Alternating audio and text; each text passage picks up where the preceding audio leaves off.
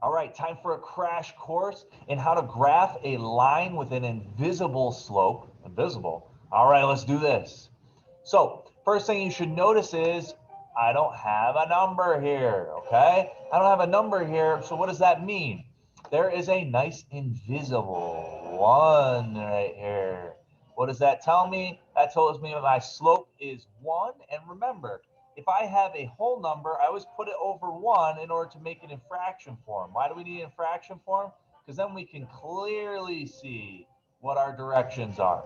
This direction tells me up 1, and this direction tells me right 1. They're both positive. I don't have to worry about um, anything in this one in terms of negatives. Last step, I'm going to look at the y-intercept. My y-intercept in this case is positive 3. So that tells me my b equals 3. All right, plug and play. This is easy. Let's do it. We're starting at positive 3, and I'm going up 1, right 1, up 1, right 1, up 1, right 1. This is so easy, I don't even need guidelines. Up 1, right 1, up 1, right 1, up 1, right 1. You can even see where these dots are going to be.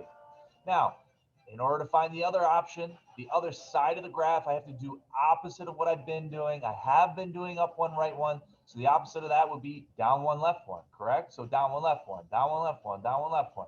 Finding all these points. There's a ton of points on this graph. Finish it out with a line.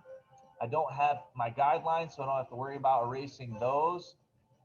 Okay, make sure that you extend it past the last one, and you have your arrows, and you're labeling it. This is y equals x plus 3. All right, that was the JV version of step number 5. Hopefully that helped, and I'll see you guys in the next video.